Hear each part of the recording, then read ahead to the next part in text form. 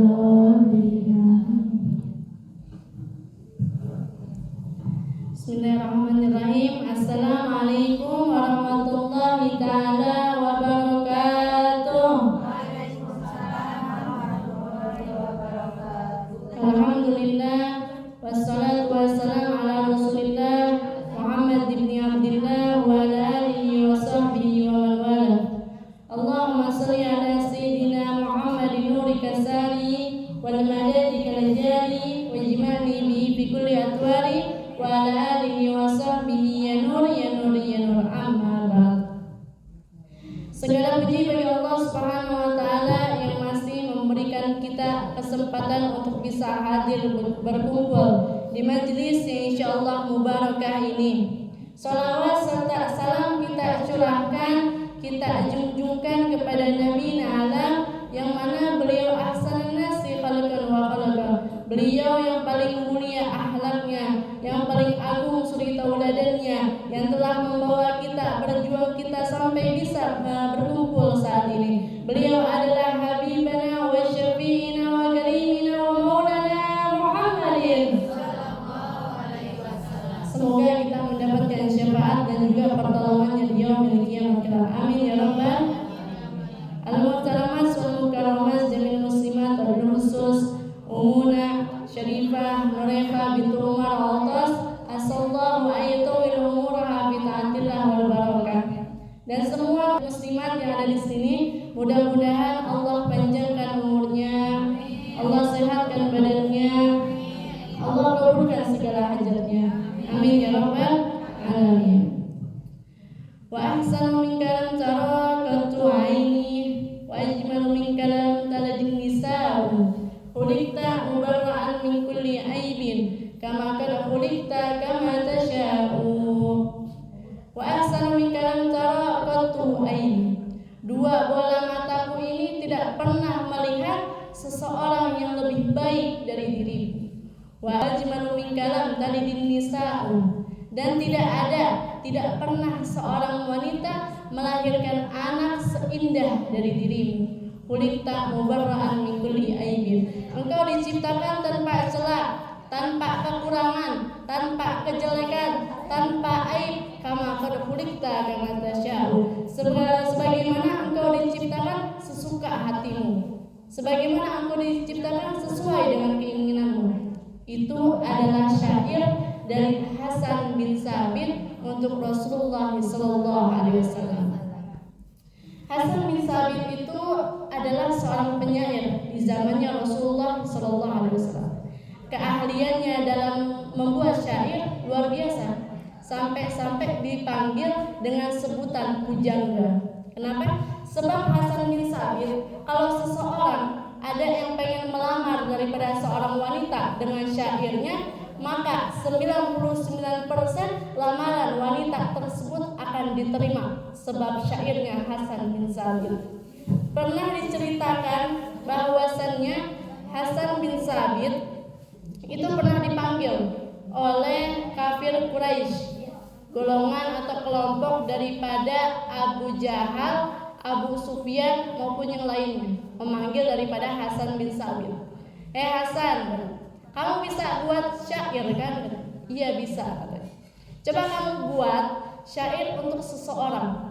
Nanti aku bayar 2 kali lipat dari harga yang kamu inginkan. Jangan salah, syairnya Hasan bin Sabit mahal. Kalau dirupiahin jumlah uang Indonesia mungkin sebaitnya bisa 200 juta. Sebaitnya. Terus kata kafir Quraisy, kamu bikin syair gak usah banyak-banyak, 2 bait atau 4 bait. Tapi kita mintanya bukan pujian, tapi hinaan, kejelekan, aib dia kamu cari jadiin syair. Akhirnya mau. Hasan bin Sabit belum masuk Islam.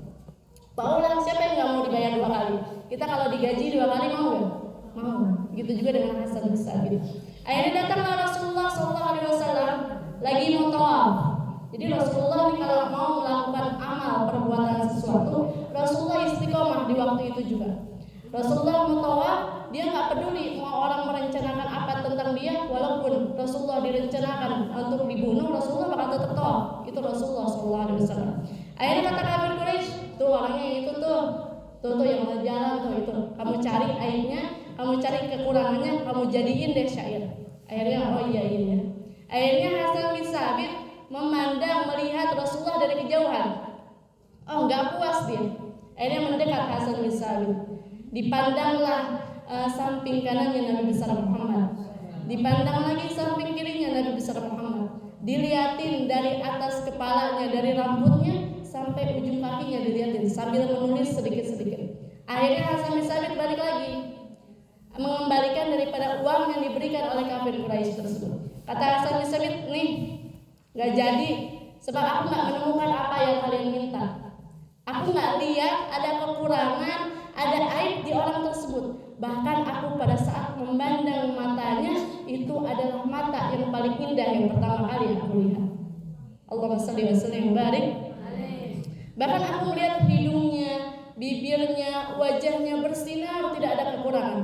Rambutnya berkilau sehingga tidak mungkin ada aib di dalam dirinya.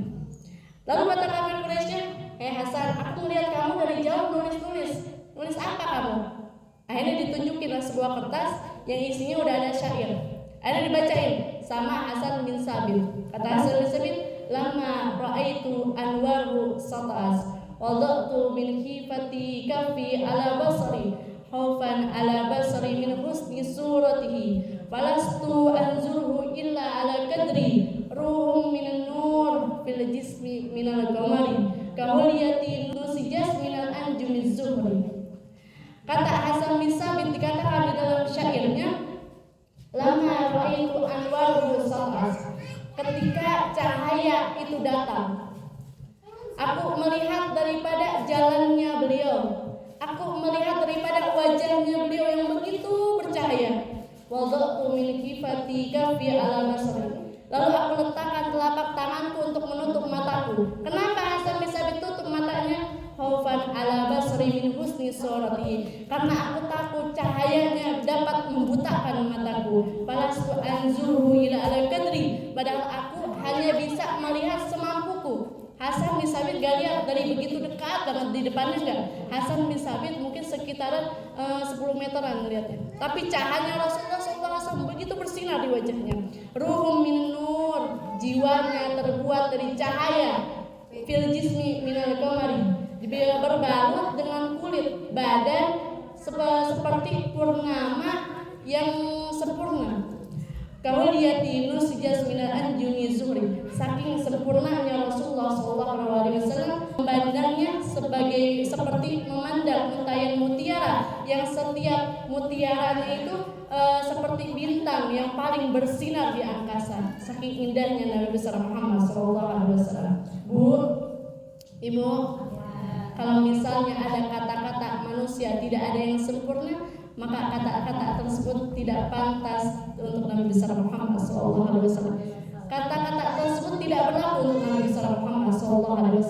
Sebab Nabi besar Muhammad SAW adalah manusia yang begitu indah, manusia yang begitu mulia, akhlaknya yang paling terpuji, suri tauladannya yang paling baik, sampai Allah Subhanahu wa taala pun memujinya di dalam Al-Qur'an. Kata Allah Subhanahu wa taala, "Wa innaka la'ala khuluqin azim."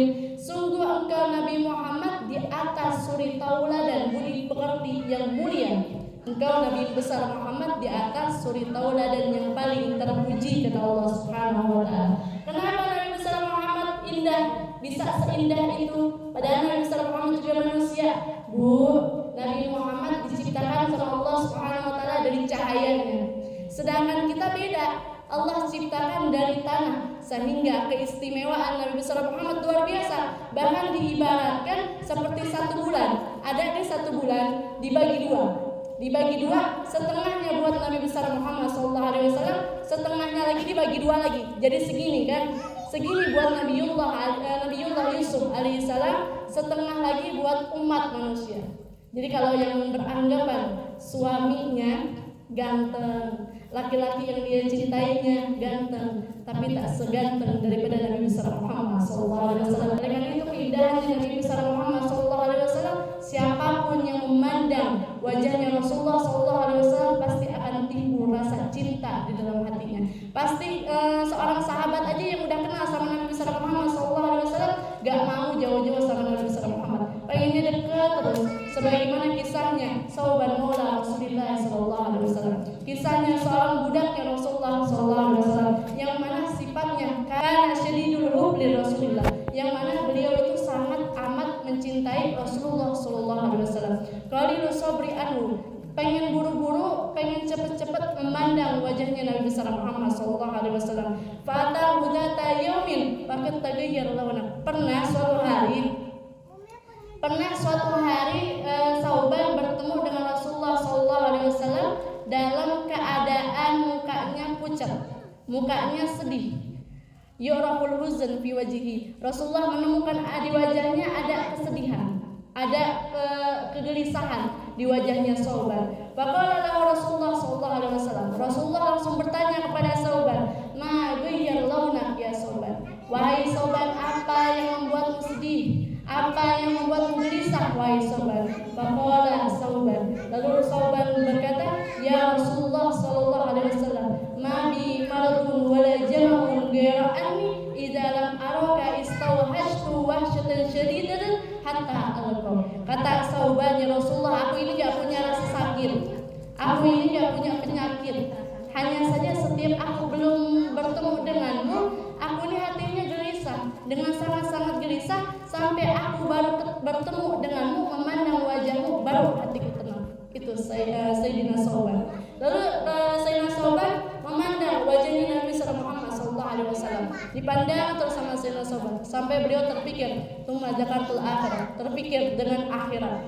Aku an la araka ya Rasulullah, aku terpikir akhirat. Aku kepikiran sama akhirat. Aku takut nanti di akhirat aku nggak bisa lihat wajahmu lagi. Aku takut tidak bisa memandangmu lagi. Ini adalah tujuan manzilat nabi manzilatik.